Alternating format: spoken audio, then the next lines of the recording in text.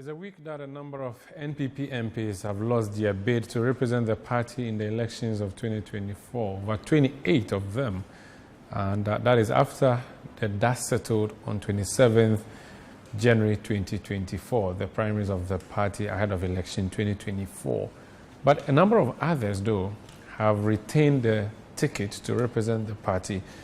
And so on Face to Face today, we're going to speak to one of them. He's a Greater Accra Regional Minister. He succeeded in holding the flag for the NPP again in the Ayawaso Central constituency. I'm referring to the Honorable Henry Quartey. My name is Umar Rusandamado, and you're welcome to Face to Face. Do share the link of the YouTube link you're watching so others get to benefit from Face to Face. You're welcome to Face on City TV. My name is Umar Rusandamado. My guest today is a Greater Accra Regional Minister. We'll talk about Greater Accra, but before then, he is one of the people who managed to retain their position as the flag holders of the NPP in the parliamentary elections of 2024. He succeeded in Ayawaso Central. Many failed to succeed. 28 at least lost. Let me engage him now and find out what worked for him and where was the challenge coming from. Was it a challenge because of the work he's doing in Greater Accra or other reasons?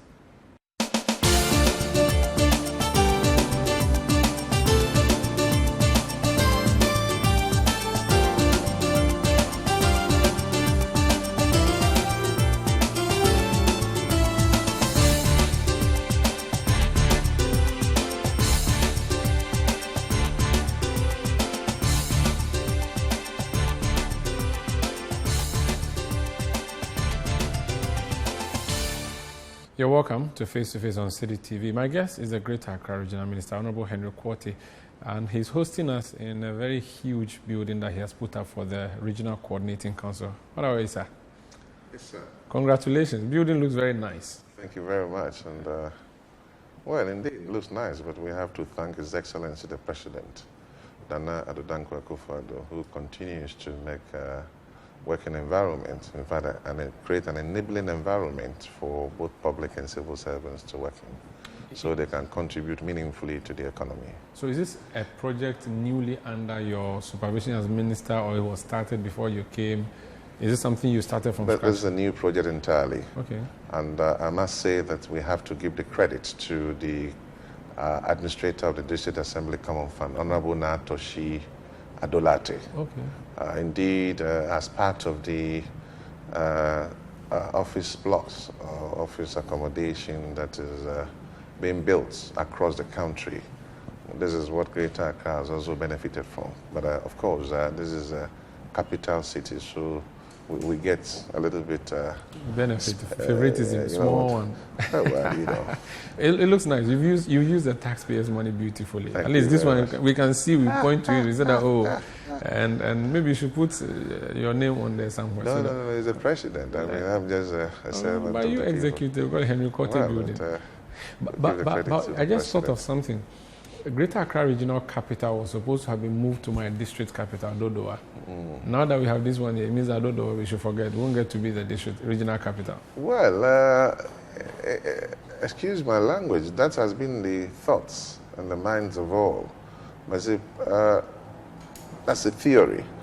But coming to the practical aspect of it, it needs a lot of financial muscle to do that. You know, you want to talk about what was done in Lagos, for instance, moving the capital city from Lagos to Abuja. Yes, it can be done, but we need a lot of money and to go into the infrastructure development and all that. So that's a long way from here, from where I sit. In fact, the idea, I think, as I understand it, is so Dodowa is not going to be the capital of Ghana, but just the capital of Greater Accra region, so that regional administrative staff would all be moved there, and then Accra still remains a national capital. Would that reduce anything at all? Because the idea is to reduce a choke, but how many really regional offices do we have? That's why I talked about infrastructure and development, because indeed, for you to do that, you have to relocate some of the offices. You can't have an RCC building sitting in Dodo and then you have Ministry of Health, Interior Ministry, Defense, all in Accra. So it's going to create some kind of gap. And especially where Jubilee House is located here, sometimes President wants to see you and then you have to rush and go. So, and also it needs a lot of planning. in terms of road network and all that to be able to do that. A lot of things will have to go into it. So city planners will have to come. And I know there's been some plans and all that, but the question is that has those lands been encroached or not? I don't know. That's another issue. Yes. In fact, the idea of expanding the region, I mean, the Greater Accra region is a very small region compared to the other regions. Yes. But are we utilizing it? Because it appears that the mass of the people are all in Accra. In fact, Accra alone has, 6 million people, and yet Greater Accra region may not be up to 10 million. I think maybe just 7 million or something. Well, so everybody appears to be here. This idea of maybe moving the airport to Pram, is it Pram or do? Yes, Pram. I think around the Saglema area. Yeah, the Saglema area. Yes. Is that something you think personally would be a viable thing where we can have another airport city? The airport now becomes far from the national capital. I could have my opinion, but my opinion will have to also take cognizance of what government policies and all that will be, because like I said, it will involve a lot of financial muscle to be able to do that. Relocating the airport to Pram is a solid idea from where I sit, but you need other things to come along with it. There's a connection. Yes, if so not, train services. Yes, all manner of things. And already you and I know that commuting from Poon Junction to Aplau is another issue altogether. It takes about 3 hours on the road. And I know that the road minister recently talked about the expansion on that road, Aplau motorway all the way to Aplau. I think it's part of the motorway expansion. Yes. It may take some years, but I would love to see one day that Ghana is able to do that, and certainly has to be the MPP government, of course. I know you have this whole idea of making Accra work. It's an agenda you have been on. I always cherish or think of this fantasy where if you lived in Pram or lived in Kasua, instead of going by road, you come to Accra by the sea. For instance, taxis that we put on the sea, water taxis, utilizing our water bodies. For instance, the Odo, there should be a ferry on it that will move people to Achimota and all of those, and then train services. In your grand agenda of making Accra work, what is your thoughts, and what are some of the structures you think we can put in place to expand Accra? Because a lot of people don't stay in Accra necessarily. People build in Katamanso, in Adenta, in the Dowenya area, Ningo Pram, and then they come to Accra every day. How do you think we can fix these things infrastructure-wise so that people would benefit even though they don't live in the hub of the city, to reduce the stress of traffic and all of that? Well, thank you very much. I think that gradually it's becoming like a national anthem from Henry Quartey. But I remember that when I started the Let's Make Greater Accra Work, I outlined some of the plans that I had. Trains plans, yes. But and that is why I took the trouble to relocate the people at Agboboloshi. When you're able to decentralize Accra by way of moving the commercial activities, then you'll be making a headway. So, for instance, you have the onion sellers who have gone to Ajenkutuku, and they have openly told the whole world that they are now operating in an enabling environment in terms of health, and also business is booming. The second thing was to move the yam and palm oil sellers and all that close to them. Then the third thing was to have relocated Abosoka and spare part dealers to Afienya.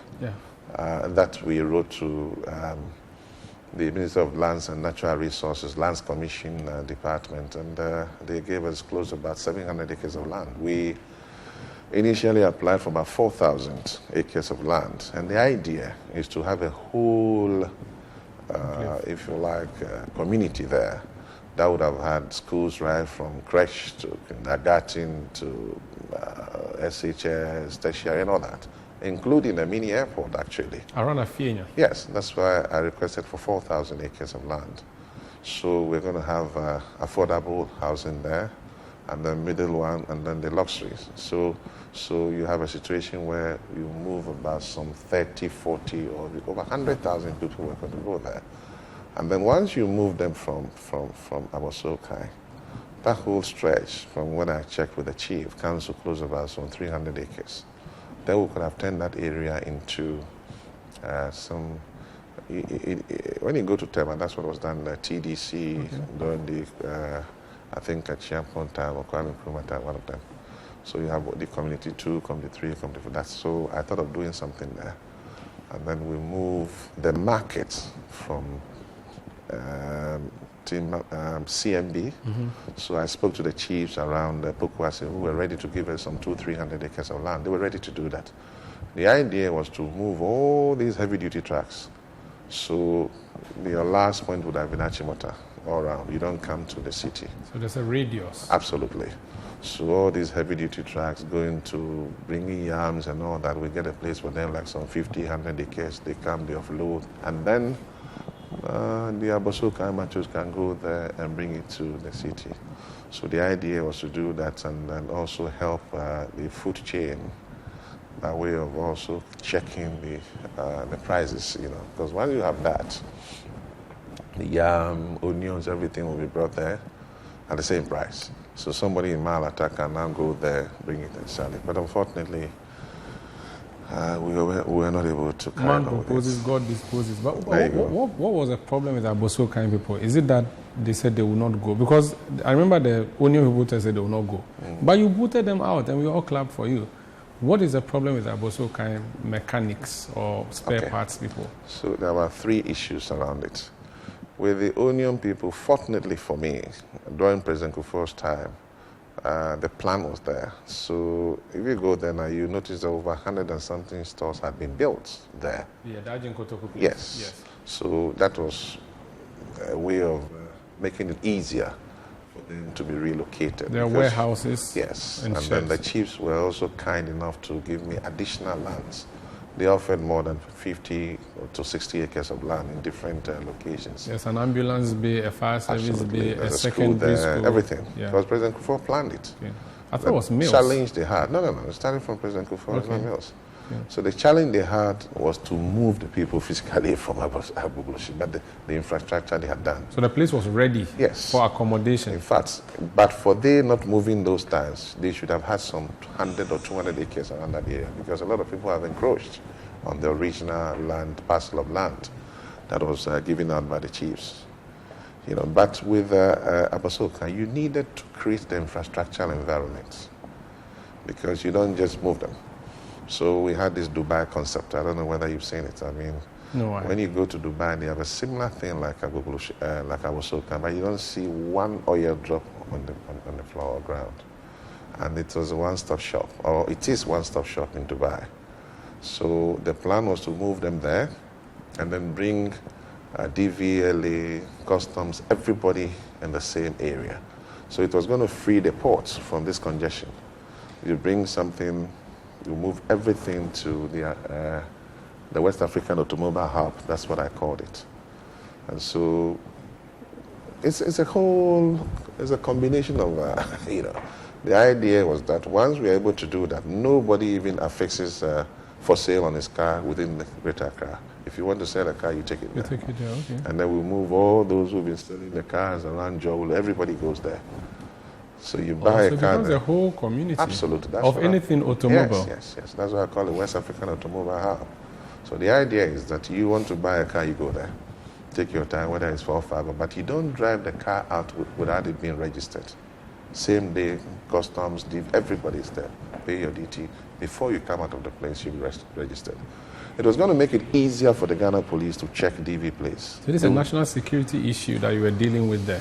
This was your old hat that you had. You can say that. So it was going to help the police, actually, because then there will be no reason for you to use a DV plate in Accra. No. So the only challenge now is the infrastructure. What was your plan with the infrastructure? Were you expecting the people to fix it themselves, or you wanted government to do it, or private sector? What was your plan? So I had a series of conversations with the then chairman of the Abosokai Spare Parts Dealers Association. And interestingly, they bought into the idea. I have on my desk here about 4,000 to 5,000 people who had actually appending their signatures to consenting to the fact that they were ready to move. And that was when I got to know that actually there were about 10,000 shops permanent. Then they have about tabletop shops. In Abosoka? Yes, I was shocked to hear that. Wow. They brought the list, about 10,000 of those. Then tabletop also about about 8 or 9,000. Altogether it's about 20,000. So we're in going that to, small place? Yeah, so we're going to build something about 40,000 shops for them there, because we had in mind that the next 10 years, if you don't create that environment, you're going to have the same situation here. So I even told the people who are planning the designing that, look, if you can do 60,000, go ahead, do it. And they were very happy, because I'm told that they pay goodwill, I think every 2 or 3 years or so. And with this one, it was going to be like the mortgage system. You own it, that's it, you're done.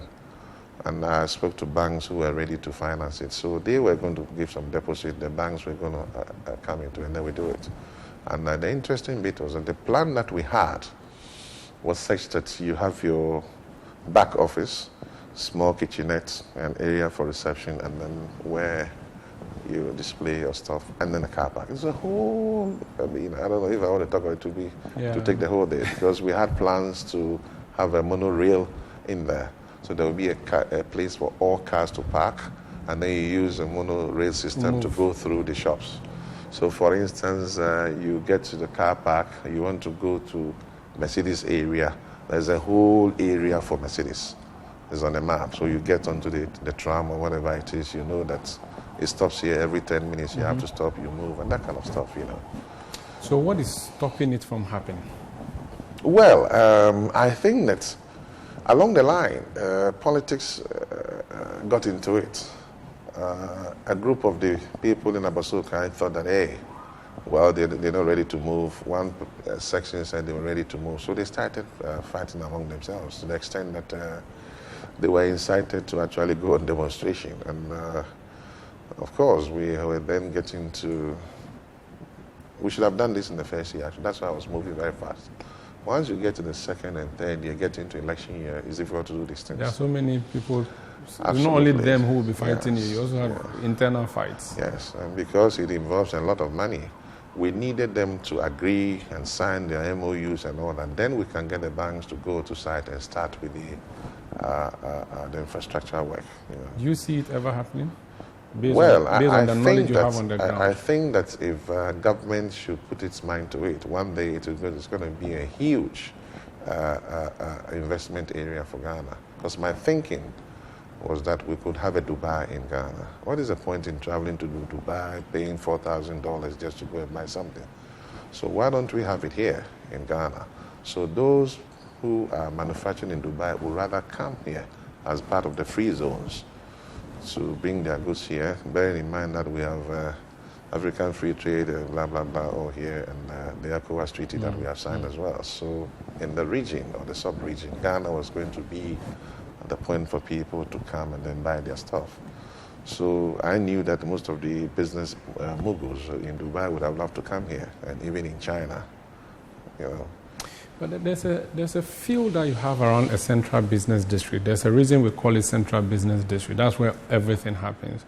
With your plan to depopulate Accra, are you also not depopulating business or market centers? So that if you're taking CMB out, you're taking Abosoka out, Accra would become a skeleton. There'll be nothing exciting or enticing about Accra anymore, would there? Because you're moving the airport away, you're moving everything. So what would be? I'm not moving the airport. I couldn't touch the airport. No, I'm saying that there's a plan, not you as a person, there's a plan to move the airport to somewhere around Chopoli. Your thinking is you've moved onion people. You want to move spare parts dealers. You want to move CMB. And I'm saying that at the end, you would have stripped Accra bare. What would be enticing about someone who wants to make on crying? There's nothing there. Well, that's where the challenge is. The urban drift has become so high. And if we are not careful, Umaru, the next 3 years, we will not have space. This place is going to be like Mumbai. Is that what we want? That's $1 million question. So I was trying to decongest Accra by moving the commercial activities from Accra. So it comes back to the original plan. If I had succeeded in doing that, Then we'll have to go back to the drawing table and say, do we necessarily have to relocate the capital? Maybe no. Okay, because the purpose has been served. Absolutely. What about train? What was your Accra, working Accra again, or making Accra work? What was your real agenda? Well, Mr. And what President, was your relationship with the rail ministry and the rail sector? Mr. President said he wanted Accra to be one of the cleanest cities before the expiration of his term of office, and that is what motivated me to move on. You're already aware that as part of the transformation or transformational agenda that the President had, the rail system was part of it. We've done from Tema through Kokodam and all that to Akosombo area, so it would have been easier to also have something from Accra to Tema and then serve in some area and all that. So it would have complemented the work of the railway ministry and all that, you know. This is Face to Face on City TV. My name is Umaru Sandamadu. My guest is the Greater Accra Regional Minister. The plan was to talk about the constituency. We'll talk about that in a bit, but because of his Making Accra Work Again agenda, or Making Accra Work agenda, not again, I just thought I should test him on a few of the things, and these are the ideas just he's sharing there with us. When we come back, we'll talk about the MPP primary that he came out victorious. It appears there were a few scratches on his body. I'll ask him how he's going to heal that. Please stay with us.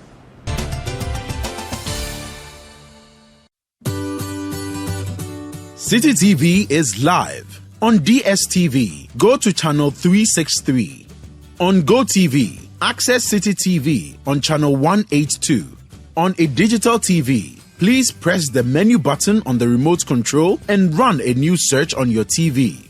Take note that without an antenna, you cannot access City TV on your television.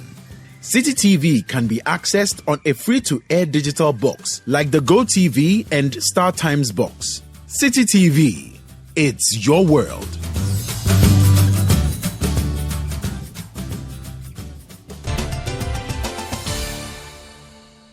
You're welcome back. This is Face to Face on City TV. My guest is a Member of Parliament for Ayawaso Central, also the parliamentary candidate of the MPP for the elections, and the Greater Accra Regional Minister, Honorable Henry Quartey. You went into an election on Saturday. I'm just looking at the numbers. 500 and you polled what? 594. Your closest contender, 326. Was that what you were expecting going into the election, or you thought you would get more votes or less votes? What was your thinking, honestly? Frankly, I didn't give him. I didn't think he was going to get more than 200 votes. So he performed very well based on your expectations. I wouldn't say he performed very well. I think that close to about some 70 people did not come to vote. You know. For you? Not necessarily for me, but they didn't show up to vote. You know. So that affected the numbers a bit. But yeah, he tried his best. You know. Let's take it from the back. When you started this campaign to fix Accra, he is your party organizer in the region. He came out publicly and said what you were doing was going to cost the party. Was that the reason that inspired him to challenge you? Do you think he was representing a group of people who were opposed to the work you were doing in Greater Accra? Or you think this was a purely internal politics and someone had to challenge someone, so that's what happened? What's your thinking? So my thinking will be very different from the ideologies and the philosophies of the party. The party believes in healthy competition or contests. And if you look at it from President Kufuor's time right to this time, there has always been elections. Nobody has had it on a silver platter. Once in a while you do get people going opposed, but MPP in itself as a party believes in that. Go for a competition, go for a contest. Let it be healthy, let it be free, fair, and transparent. And in the end, should a victor emerge, then everybody is going to rally around that person and then we move on. I think that in that spirit, I didn't think that there was anything wrong with Moses Abol coming to contest me. As I said, in 2020, the constituency thought that, hey, we want you to go unopposed, so I had it unopposed. This time around, Moses wants to contest. That is the spirit of the MPP, so I don't have a problem with that at all. It's the first time you're being contested? No, not at all. You were not contested in 2012? 2012 I was contested. Really? Yes. I remember you were... 2012, coincidentally, is the current MC for the assistant, Archibald Kobner. He went against you? Yes, okay, he went, he contested. So it was 2016 you had... I wouldn't say against, it's a contest, so... Yeah, okay, I'm not using against in a negative sense. Yeah. 2016, were you contested? Yes, I was contested. And then 2020 you were not? Granting and JOT. Okay. Oh, sorry, Carl Day. And then yes. 2020 you were not? I went unopposed. Yes. So it was only 2020 you had it easy? Well, is easy the word? Or maybe the people thought that I had done so much that they should reward me by making me go unopposed. I see. Do you, and again, the question I asked which you have not answered yet, do you think that Moses Abbo contested you on behalf of NP people who thought you were making the party unpopular? Did you get that sense? Umaru, I serve the people of Greater Accra, the constituency, and I work under the first gentleman of the country, my boss, His Excellency the President, Nana Addo Dankwa Akufo-Addo. At no point did the President give me any indication that I was making the government and the party unpopular. And if the President has not told me, Henry, you're making us unpopular, then it means I have his blessings. And if I have his blessings, it means I have the blessing of Jubilee House to go ahead. And you remember that at a point in time at the Peace FM, the President commended me for a good job being done. So I wouldn't say that it was because of that. And where I've got into in politics, if I want to base my decisions on rumors, then it's likely it's going to affect me. So if there are people behind Moses Abbo, I don't know. It could be a speculation out there, but I don't know. But you don't know that anybody sponsored him to come against you after you? I don't have the evidence. It would be very unfair, or rather unfortunate for me to say this on air. I don't have the evidence. What if it is born out of the press releases he issued in the past in his capacity as regional organizer, asking you to halt what you were doing? What would you say to that, if that was really the motive? We are in a democratic dispensation. Yes, we are in the same party. The regional youth organizer's duty is also to protect the youth and the party and all that as a party. I have a responsibility and a duty to also work for government. And so if the President feels that what I'm doing is okay, it's okay. I'll proceed with that. Regional youth organizer feels that it's going to affect the party. It's a matter of party and government coming together to talk about it. And I think that we've gone past that. So if he desires to come and contest, like I said, the MPP believes in that. Healthy contests. Free, fair, and transparent. These are the core or the cardinal points that should surround the elections. And I think that we went through that. I mean, did you feel abused or attacked in the campaign? Oh no! I mean, it's elections. It's elections, and we've seen words, things. We've heard words, statements, and comments being passed by others. So I didn't think that I should take anything that is being said against me to heart. Darocha said something that if you want to be a good politician, you should have a big stomach. You can't go around literal stomach or no, I mean literal. I mean, not like mine, okay. not the Papa just go out, but you know what I mean. Yeah, I guess it. So, 3-term member of Parliament, Deputy Minister Interior, Deputy Minister National Security, Regional Minister. I can't go on, complaining when people say things about me. Then then I'm not ready to lead. But what if those things are undemocratic? If those things are offensive to the democracy we talk about, they should be called out, no? That's on the other side. But there's a saying that says, care not what people may say about you, but look upon yourself and do what you feel is right. And in this case, I've had several positive comments or commendations from the public all over. I mean, civil society, judiciary, name them, except to say that sometimes they don't want to come out in the open. So, encouraged by that, I'm not too perturbed about a small, group of persons who make noise. So I'm fine. You seem like you have swept everything under carpet. You want to move forward. Are you sure that your campaign team agrees with you that let's move forward, let's not do damage to the one who damaged us, all things are going to be normal, you're going to go into an election normal as a group? Well, 594 people voted for me. There are some 70,000 people or more in the constituency waiting to vote in the 2024 elections. If I have to hold on to the 324 and complain, we will not win the constituency. The internal elections is over. We have an agenda. We have a duty to now prosecute the 2024 agenda to win the elections. And it's not a normal elections for me and for all of us, you know. This is the first time that a political party wants to break the eights, do what has not been done before. So it means that we have to do something different than what we always do. And like I'm saying, I mean, 12 years down the line, must I go around complaining? No, I can't do that. I'm a regional minister. Was Abo called to congratulate you? He hasn't. He hasn't. But I want to give him some time too, you know, because... Do you think he'll come around? Do you think he will? I mean, he's a young man. He has to deal with the loss first, and then he'll come around. I have time. If he does not support your campaign, would that affect the chances of your party in the constituency? And that's where we talk about cracks after the election.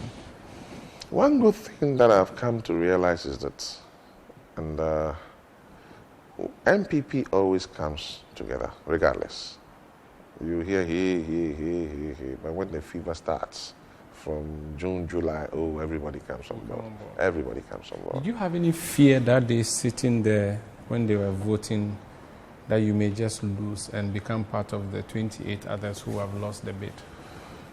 My name is Nyamiba, and by the grace of God, I would not see disgrace or embarrassment. And I knew that God would take me through. You had no fear whatsoever? Oh, not at all. Not at all. I was concerned for you when I saw Sheikh I.C. Quay come onto the ground and bless your opponent. And I remember the day you knelt before him and he endorsed and anointed you in 2011. I was at that event. For him to have fallen out to come and endorse someone at an election as crucial as that one, I would have been scared if I was the one sitting there. You were wearing your white and sitting calmly or unperturbed. Are you sure you were not shaking in your boots? Not at all. And two reasons. As a good politician, you should know that there's no permanent friend and permanent enemy in politics. Even your godfather cannot be. There is no permanent friend and permanent opposing view, I wouldn't say enemy, opposing view in politics. If you cannot distinguish between the two, then you have a problem. So I could have my own campaign manager today with me, tomorrow he's going to be with my opposing, so that's fine. And people are entitled to their opinions and views in politics, but you should be able to understand where they are coming from, so you are able to make up with the person.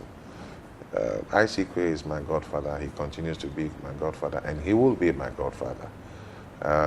Even now, after he endorsed someone, he's still your godfather? Oh, yes, why not? You see, let's get this straight. Henry Quartey, nobody knew me. I worked with him right in this yard as a special assistant, right from 2007, 2006. And then arising out of that, I've gotten to where I've gotten to. I've made this statement about 3 days ago. Biblically, it says, honor thy father and thy mother, and thy days may be long. I leave that between him and his God. But as for me, I'll do what is needed of me as a son to my godfather. That I'll do. How and why did you fall out with Sheikh Ibrahim Kujokwe? To the best of my knowledge, I haven't fallen out with him. Maybe he wants me to go in a style that I also feel that I have to be my own man. That's all it is.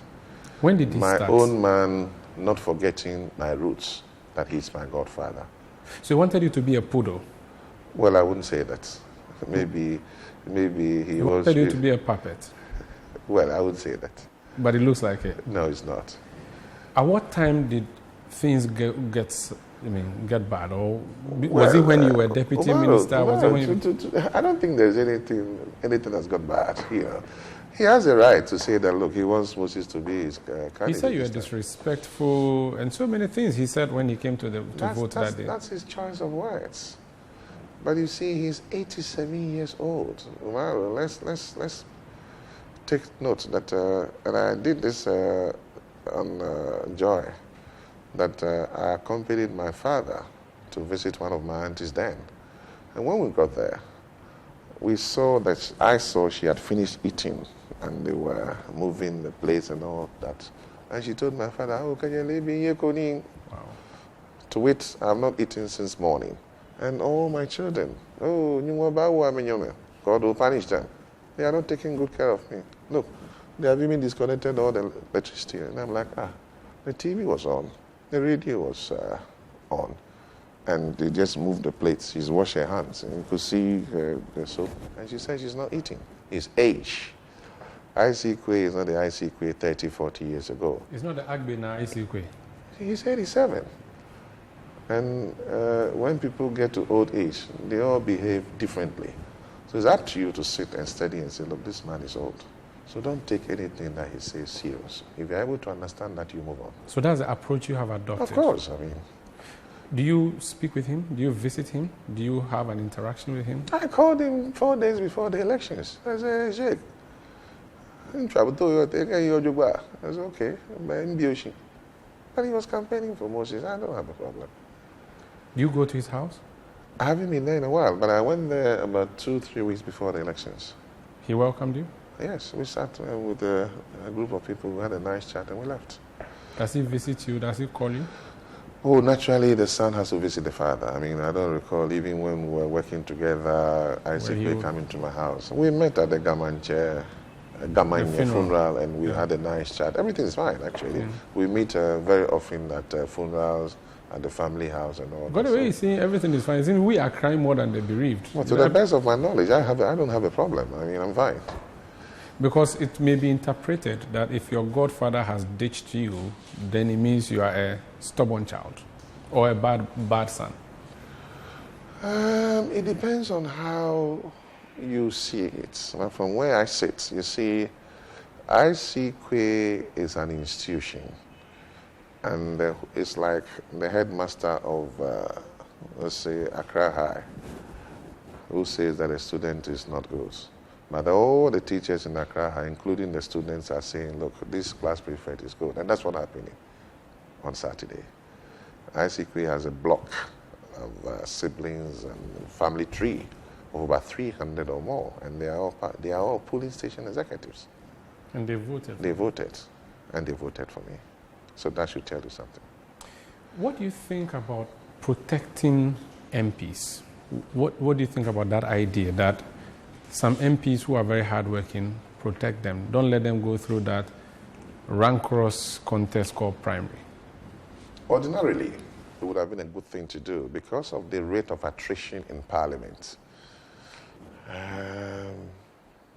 MPs coming, doing their first and second term, leaving Parliament doesn't help the parliamentary institution itself, or rather parliamentary practice. When you look at other jurisdictions, you notice that some people have been there 30 years or more, and look at the performance of chairmen sabons. It tells you, you learn on the job.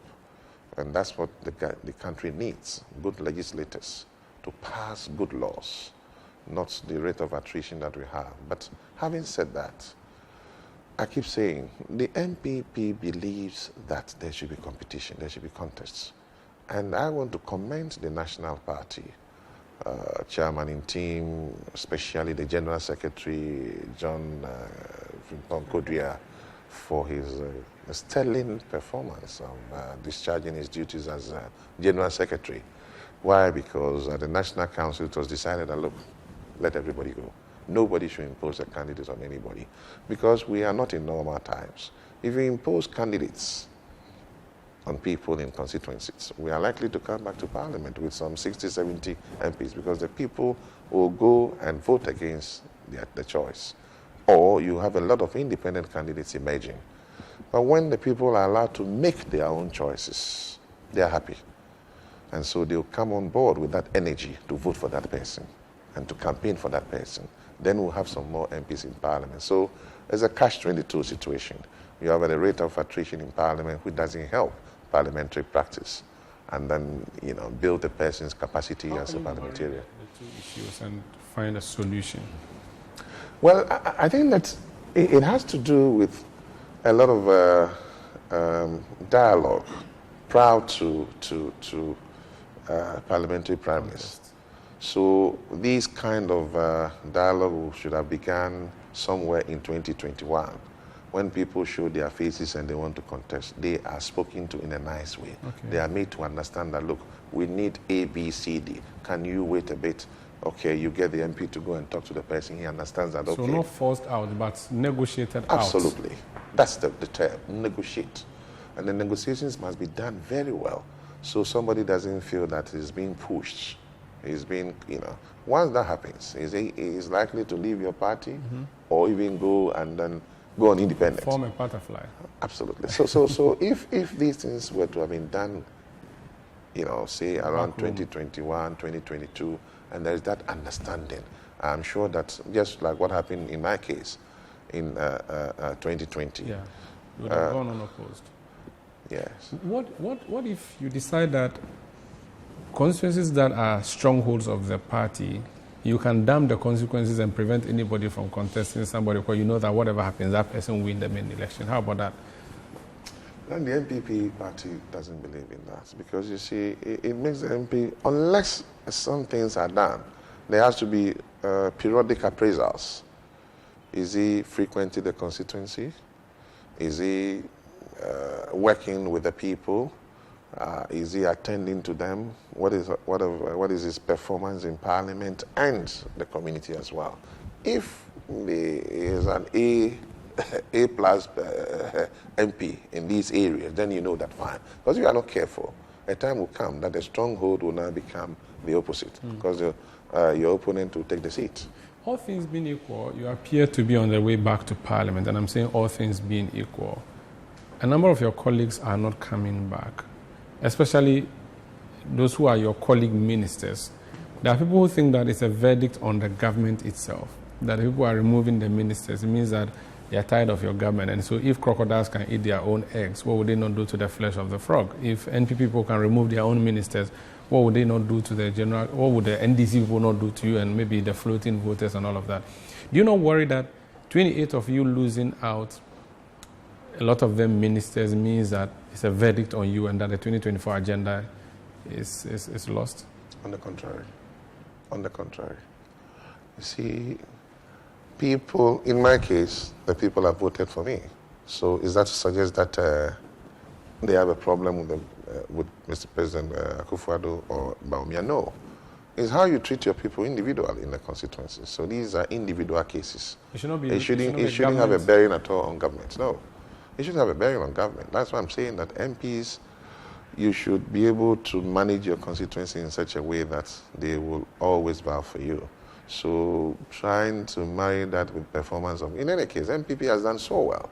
Unfortunately, maybe we are not able to communicate to the world the things that we have done, the successes that we've chalked. Maybe that's what we haven't done so far. Because if you travel out of Accra and you see the things that MPP government has done in this country, you'll marvel. But have we sold our stories very well? Maybe not. I see. On the lighter side, I know you were busy also struggling for your own seat, but is there any of them that you are surprised have lost? Is there anyone you are going to miss in Parliament? In Parliament, we are like lodge brothers. Even your colleague on the other side, if he goes to an election and doesn't come back, you feel like, oh wow, what's happening here? You know, it's just like you journalists. Yeah, your city, somebody is on TV3, but you have that good working relationship, you see. So, indeed, next week, today's week, you go to Parliament, you're going to look at faces, friends of yours, and say, wow, Charlie, so you're not coming back. Well, you know, so definitely there's that, you know, but again, it's politics, you know. You lose some, you win some. Somebody go, somebody come.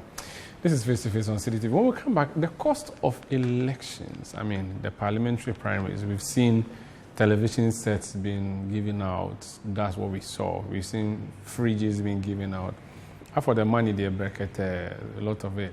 I'll ask Honorable Henry Quartey if he gave out anything in Ayawaso Central and what he makes of the general campaign in the country where people are literally buying the votes and people are literally selling their votes in terms of building that democracy that is 30 years old. Wither Ghana's democracy. Stay with us.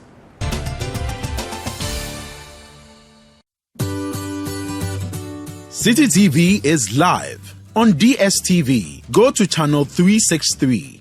On GoTV, access City TV on channel 182. On a digital TV, please press the menu button on the remote control and run a new search on your TV. Take note that without an antenna, you cannot access City TV on your television. City TV can be accessed on a free-to-air digital box like the GoTV and Star Times box. City TV, it's your world.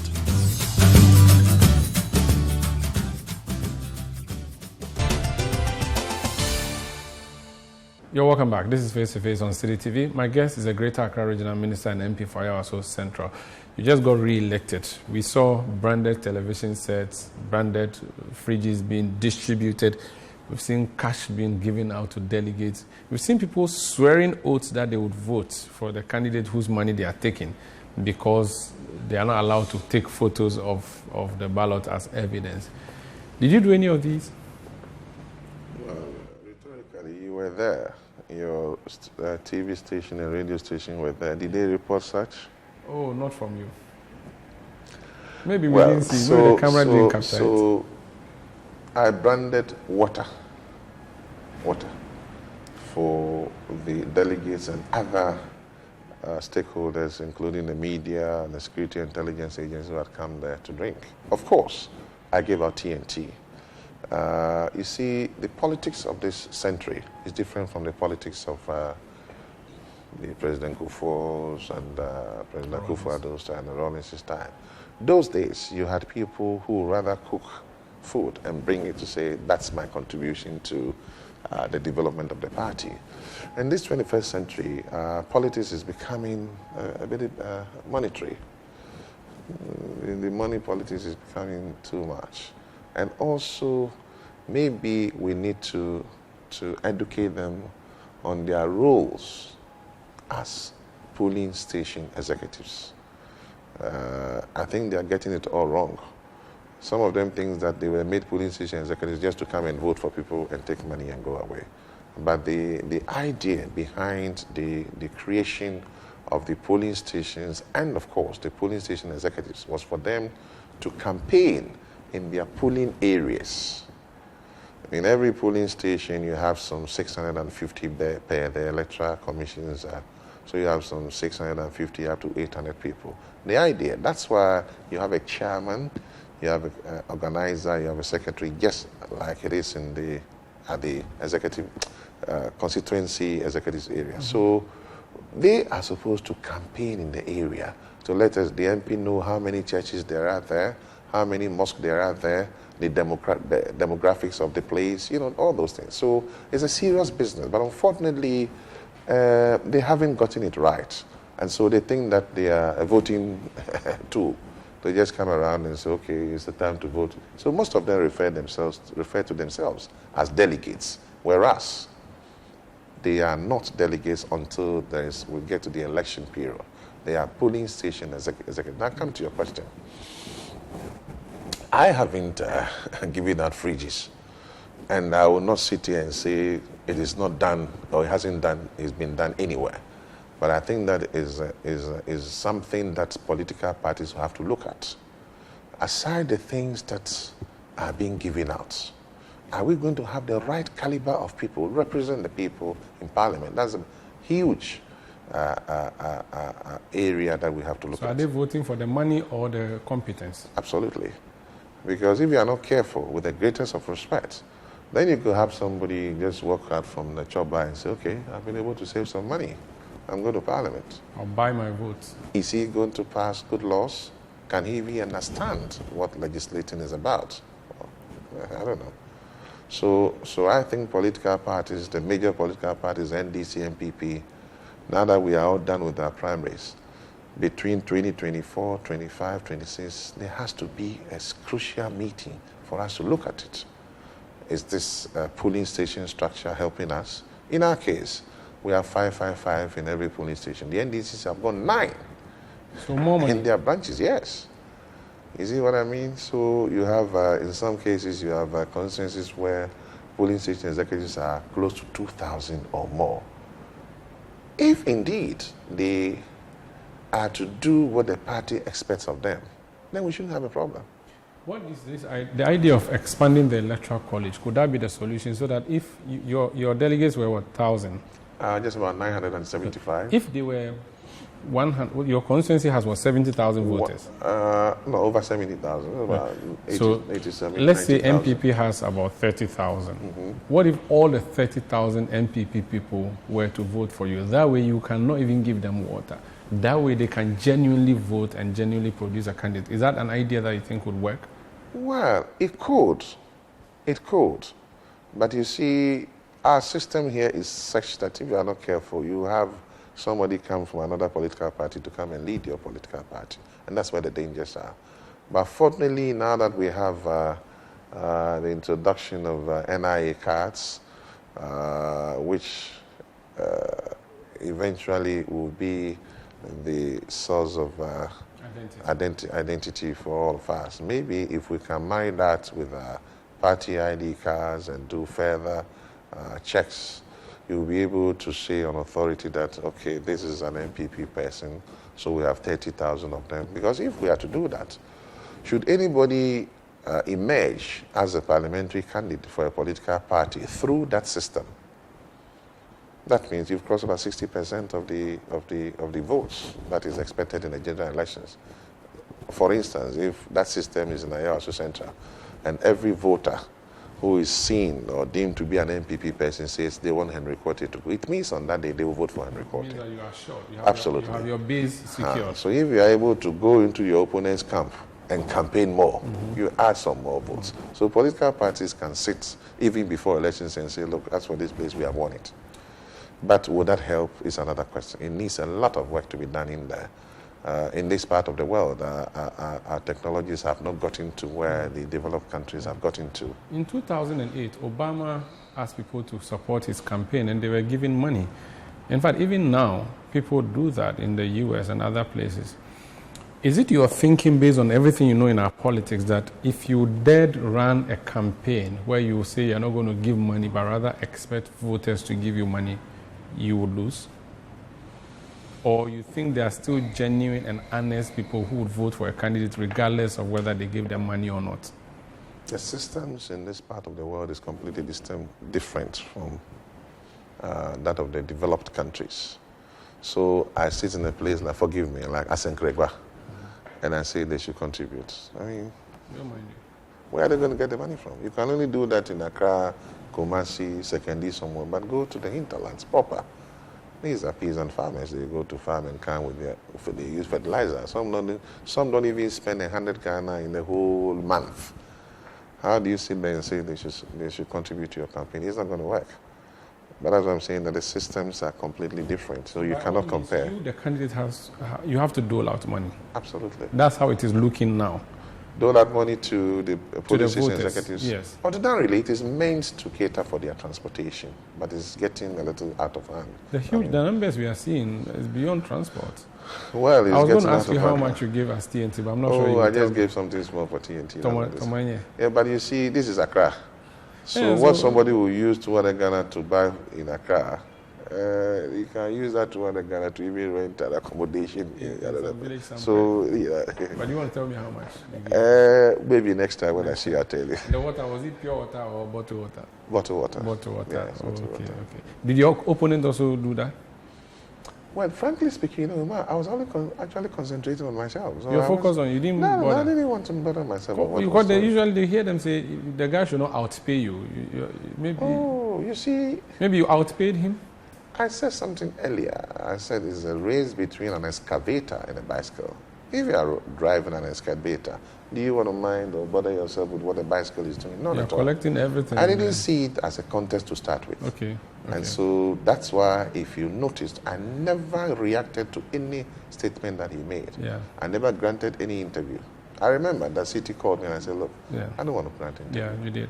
I will speak to you after the elections. The election is over now. We are wrapping up. In 30 seconds, speak to him, speak to your delegates, speak to your constituents, and speak to Ghanaians. So what it is that Moses Aboy is my boy. He's a young man that we trained. It's good for him to test his pulse. He's come for elections, he's lost. I've already said I'm going to open my doors. I'm going to go to them, bring all of them on board, because we are NPP people.